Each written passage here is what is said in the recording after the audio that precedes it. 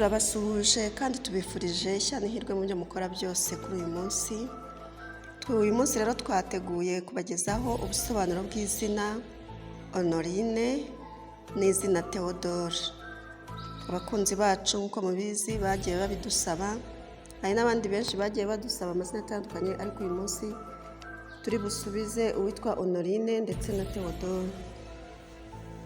Honorine rifitanye isano na Honore. Hanyuma Honore ni izina rihabwa umwana w'umuhungu risobanura uwubashywe. Honorine ni izina rihabwa umwana w'umukobwa naryo rikaba risobanura uwubashywe. Bavuga ko umubare w'amahirwe ku bantu bitwa Honore cyangwa Honorine ari 8. Izina Honore rikunzwe ku kigereranyo cya 98%, naho Honorine rikunzwe ku kigereranyo cy'102%. Izina Honorine rikunze kugira utuzina tw'utubyiniriro nka Ono, Nori n'utundi. Honorine cyangwa Honore bakunze kuba ari abantu beza iyo bari kumwe n'abandi. Ni abanyamahoro, mbese Honorine aba mu buzima bwe bwose ni ukwicisha bugufi kandi ntabwo agira amahane.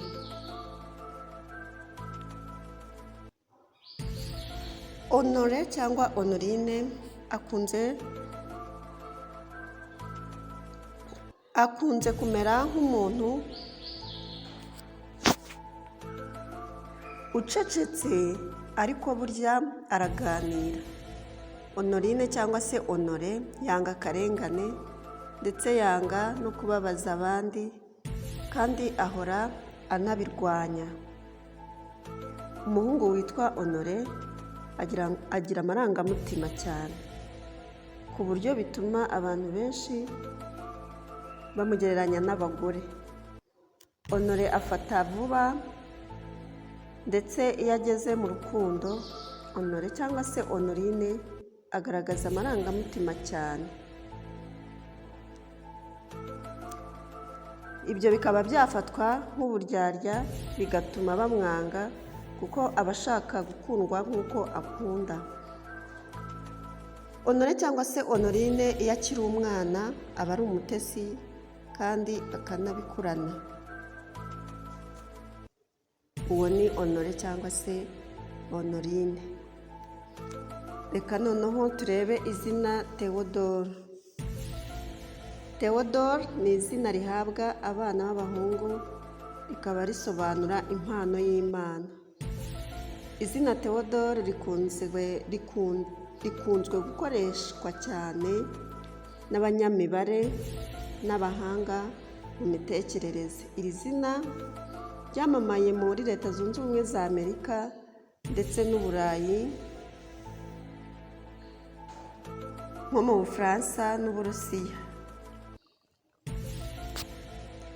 Theodore agira morale, niyo afite ikibazo ntubimenya, ntakunda ubuzima bwa wenyine, yishimira gukorana n'abantu, agira umurava, akunda kugira inshuti nyinshi, azi kuganira no gusabana, azi gutanga amafaranga menshi kugira ngo ase neza.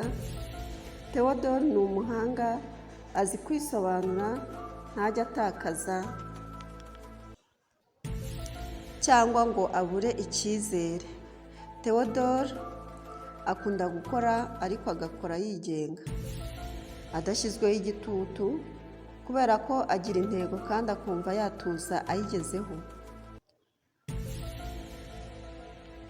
Iyo akuze rero Theodore arumva kandi arihangana, akanubahiriza inshingano ze zo mu rugo. Aho ngaho ni Theodore yari mukuru. Iyo ari umwana aba ari umwana ukubagana, wumva yahora yigendera. Ba Theodore bumva baharanira ko isi iba nziza, baba abanyembaraga kandi nta kintu batinya. banga urunuka akarengane, bumva abandi cyane, baha agaciro urukundo ndetse no kwinezeza mu bucuti n'abandi mu buzima bwabo, bashyira imbere kubana neza. Ba Theodore bagiramo impano y'ubugeni, bashobora kugira inama abandi no kubabera icyitegererezo. Ba Theodore ni abanyempuhwe, mu mitekerereze yabo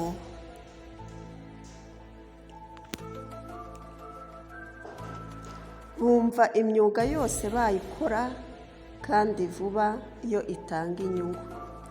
Mu rukundo Theodore arujyamo vuba ndetse no kubabara akababara vuba. Ba Theodore bagira umujinya, barakara vuba ndetse basa nk'abantu batabasha kwifatira umwanzuro. Inshuti bakunzi badukurikiye, twasobanuraga amazina abiri y'abantu babidusabye, Honorine ndetse na Theodore.